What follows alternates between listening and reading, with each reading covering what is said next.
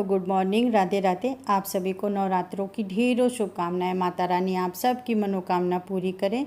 और घर में अगर पूजा हो या कोई स्पेशल दिन हो, त्यौहार हो ना, तो काम थोड़ा सा बढ़ जाता है। और मैं सुबह जल्दी उठ गई थी। सबसे पहले मैं आ गई थी नीचे, क्योंकि मुझे बाहर की साफ़ सफाई करनी थी।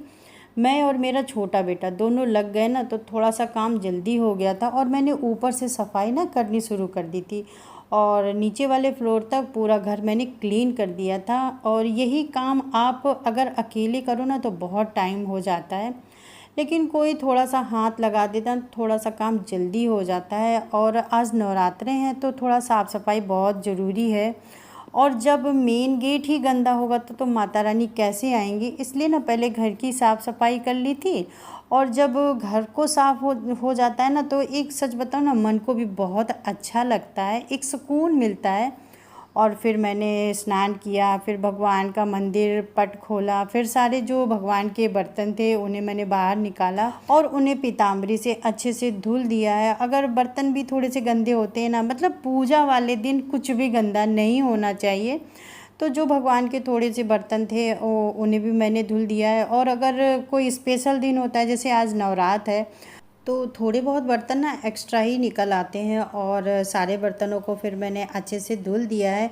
और अगर पीतल के बर्तनों में थोड़ी सी आप पीताम्बरी लगाकर बर्तनों को धुल दो ना, तो सच में कितनी ज़्यादा अच्छे से चमक जाते हैं, जो कि देखने में भी बहुत अच्छे लगते हैं, बिल्कुल सोने जैसे बर्तन लगते हैं। सच में मुझे जैसे पीतल के जो बर्तन होते हैं, मैं उन्हें अधिकतर पीताम्बरी से साफ़ करती रहती हूँ। नींबू और ये जो भी जितनी चीज़ें इमली वगैरह लगाते हैं, सच में वो सफाई नहीं आती है जितनी अच्छी पीताम्बरी से बर्तनों को आप चमका सकती हैं। तो मुझे सबसे अच्छा ऑप्शन ये पीताम्बरी लगता है। और जब बहुत गंदे हो जाते हैं, तो मैं पीताम्बरी से अच्छे से साफ़ कर देती हूँ। और फिर इसके बाद में मैंने ये जो पीतल की थाली है, इसको भी मैंने निकाल लिया है, क्योंकि मैं इसी में ना भगवान को स्नान कराती हूँ। तो इसे भी मैंने धुल लिया है पीताम्बरी से, जो कि ये भी बहुत अच्छे से चमक गई है। और पूजा के लिए फूल ना मैं रात में ही ले आई थी, क्योंकि मैं मंदिर गई थी, तो वहाँ से मैं फूल ले आई थी।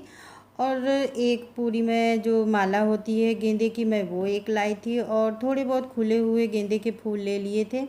और थोड़ी बहुत मैंने गुलाब के फूल लिए थे, जो कि ना उसकी जो पंखुड़ियाँ हैं ना टूट गई हैं। और एक मैंने कमल का फूल ले लिया है, जो कि मुझे पसंद बहुत आ गया था, लेकिन थोड़ा सा मुरझा गया था। लेकिन उसने कहा कि अभी इसको रख दो, तो ये सुबह तक ऐसे ही बना रहेगा। तो बस मैंने एक कमल का फूल भी ले लिया था। इस बार मैंने माता रानी के लिए ना लहंगा चुन्नी येलो कलर का लिया है, जो कि बेहद खूबसूरत है, बहुत सुंदर है, और पूरा वेलवेट का है।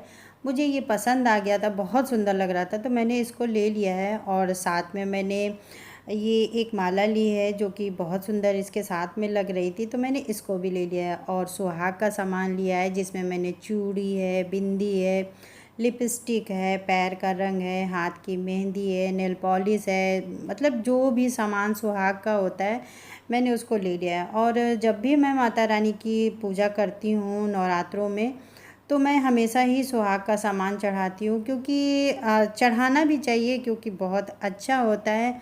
आप एक सुहागिन हैं, तो आपको सुहाग ज़रूर से माता रानी को चढ़ाना चाहिए, बहुत शुभ और बहुत अच्छा होता है। इसलिए सुहाग का सामान तो ज़रूर से ही चढ़ाना चाहिए माता रानी को। थोड़ी थोड़ी करके मैंने पूजा की तैयारी कर ली है, और अब आ गई हूँ मंदिर में। जब भी घर में कोई पूजा हो, व्रत हो, तो सबसे पहले ना मैं खुद को थोड़ा सा तैयार करती हूँ। पैरों में रंग लगाऊंगी, इसके बाद में थोड़ा सा हल्का सा मेकअप करूंगी, रंगोली बनाऊंगी। और पूजा में लाल और पीले कलर का विशेष महत्व होता है, तो आज मैंने रेड कुर्ता और येलो स्कर्ट पहनी है। दोनों ही कलर बहुत सुंदर हैं।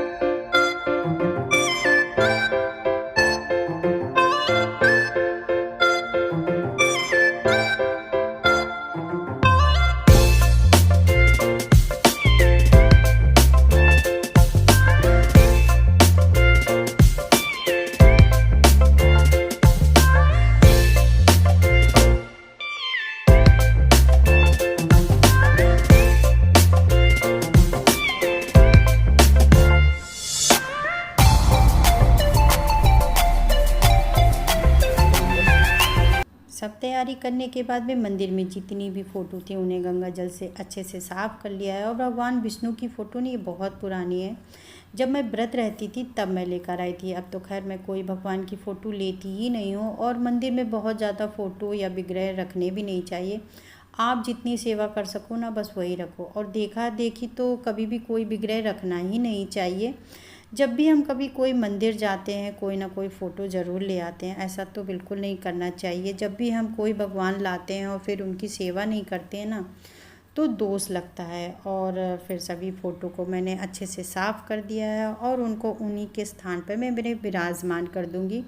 और मैं सब भगवान को चुनरी ज़रूर से पहनाती हूँ। और फिर माता रानी को भी मैंने गीले कपड़े से पोंछ दिया है और फिर उन्हें भी मैं उनके ही स्थान पर विराजमान कर दूँगी। और इसके बाद में सभी भगवान का श्रृंगार करूँगी और तिलक चंदन करूँगी।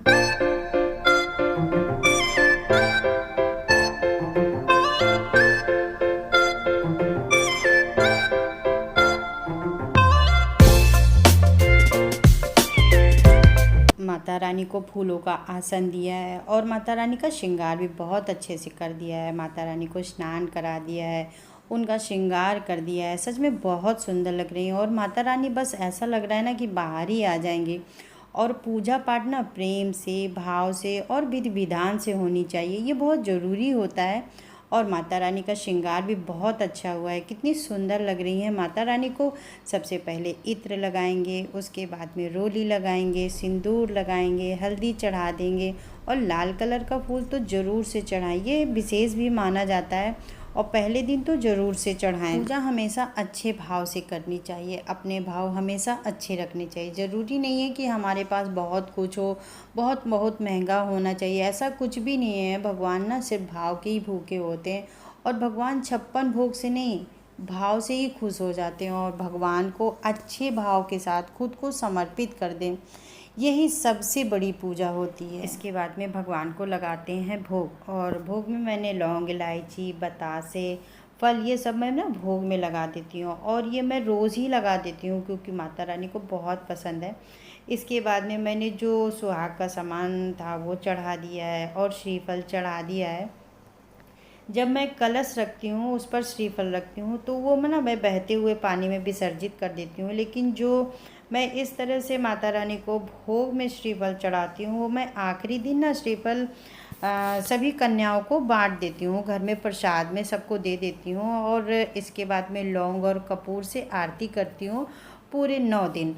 लौंग कपूर से माता रानी की आरती ज़रूर से करनी चाहिए, इससे ना माँ प्रसन्न होती हैं। आरती के बाद में जितनी पूजा होती है वो सब मैं करती हूँ। और आरती के बाद मैंने पाठ किया, इसके बाद में एक छोटा सा हवन किया। तो इस तरह से मेरी नवरात्रि की पूजा पहले दिन हुई है। और इस तरह से मैंने भोग लगाया है, लौंग कपूर की आरती की है। और ये ना मेरा पूरा 9 दिन तक चलता रहता है। और माँ का दरबार बहुत सुंदर लग रहा है। और आरती करने के बाद में माता रानी को भी मैंने आरती दी और मैंने भी आरती ली। इसके बाद में आरती का आचमन करना बिल्कुल ना भूलें। और पूजा पाठ करते करते टाइम हो गया था क्योंकि नवरात्र का पहला दिन रहता है। आप कितनी भी जल्दी कर लो बहुत टाइम हो जाता है क्योंकि नवरात्र का पहला दिन होता है, काफ़ी तैयारियां रहती है। तो छोटी छोटी तैयारियां करने में काफ़ी समय हो जाता है, फिर पूजा करने में समय हो जाता है। तो बस मैंने पूजा कर ली थी, उसके बाद में लगी थी जोरों वाली भूख क्योंकि काफ़ी समय हो गया था। तो मैं आ गई थी किचन में और बस मैंने ऐसे ही पतली पतली छोटी छोटी महीन महीन आलू काट लिए और इसको मैंने ऐसे घी में छौंक दिया है जीरा डाल के।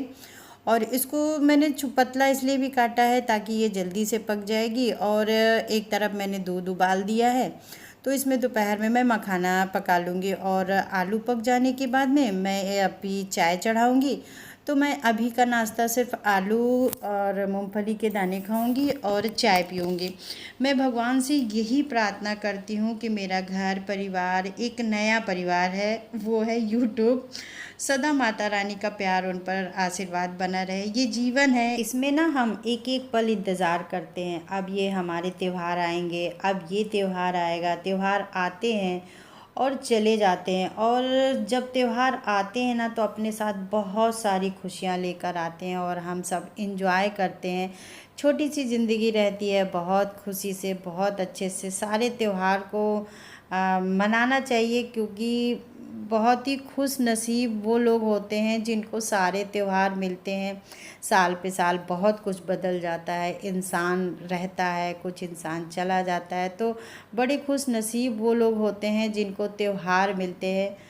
तो दोस्तों अब चलती हूँ और फिर मिलती हूँ नेक्स्ट वीडियो में। तब तक के लिए आप अपना ख्याल रखिए। राधे राधे।